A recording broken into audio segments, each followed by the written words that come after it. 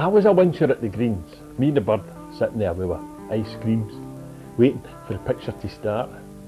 When the lights went down, we'd be on our honeymoon. In the back seat of the flicks, we were the stars. We'd been to hundreds of films and never seen one, just the odd bits here and there. Because even the most passionate of lovers eventually discover that they have to come up for air. Beside the suspension bridge on Ballater Street stands the Strathclyde Brewery, and beside it the high-rise Riverside Estate. If the wind is blowing in the wrong direction, local people are only too aware of the brewery on their doorstep. The effects of the brewery, past and present, are also felt in other, more obvious ways.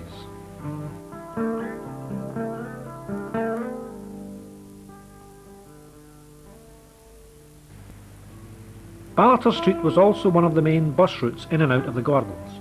Nowadays it's rare to see a bus in the area, but in the past tramcars, trolley buses and diesels regularly ran up and down a busy Ballater Street.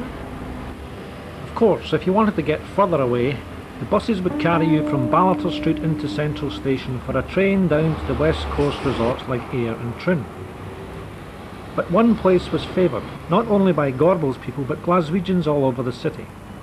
The rocks, the beach, the crabs, the smell of rotten seaweed. The cloudy, drizzly days the sun would rarely see. I remember down by the seaside at Saltcoats, freezing in my holiday. We stayed in a tiny wee boarding house, my ma, my brothers and me. 40 a bed at night, reading the Beano and the Dandy. We caught the train at Central and flashed by Dalry and crossed the dunes at Stevenson. I suddenly could see the sea. Eyes alight, my heart exploded and the excitement made me pee. Far from the grey tarmac of Gorbals, sunless, wet and windy Saltcoats by the sea. Crown Street ran all the way from Caledonia Road to Ballater Street and was a main shopping thoroughfare thronging with people and shops. Here you used to see many local women doing their windy hanging as they watched the street life, or the passing pipe bands, May processions and funerals, or more commonly just gab to passing friends or acquaintances. My kitchen was damp and minging, so I did my window hanging to give myself a breath of fresh polluted air. And I got all my latest gossip from my pal Jessie Mossop, standing gabbing in the dirty street below. Now my mother thought it was common for me to do my window jawing, but it was the only way to get the latest news. Scandal, dirt and all the latest. Have you heard that a waitress has run away with Ginty Hughes's man? Ida Ruff is up the duff. Big Bella's man's had enough. And Ellen Terry's getting married to a man that raises ferrets. And wee Bunty, she's got a fancy man on the side. Crown Street was lined on both sides with every kind of shop and trader imaginable. As well as the Crownie Picture Hall, there were many other shops and bars on Crown Street. Coyle's fruit and vegetable shops were known throughout the city, and of course the ubiquitous newsagents, or Jenny Othings as people used to call them. Nowadays Crown Street is beginning to come alive again. It will never again hold as many shops as the past, but now it has the only supermarket in the area and a small but growing band of smaller traders. Not all of Crown Street's traders were static, of course. In the days before clean air, the blackened coal lorry was as familiar a sight as parked cars are today.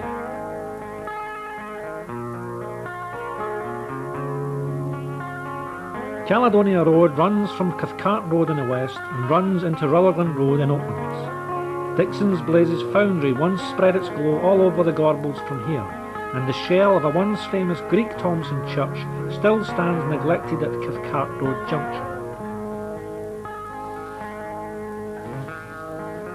Nowadays the foundry is gone with all of the tenements, and the only thing remaining from the past is the Southern Necropolis Cemetery, where many a famous name, now long forgotten, lies buried.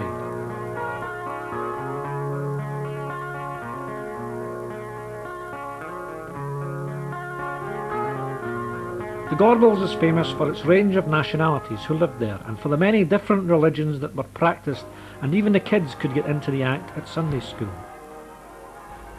When I sang the songs with the band, I hope, no for faith or church or God, but for a handful of candy balls.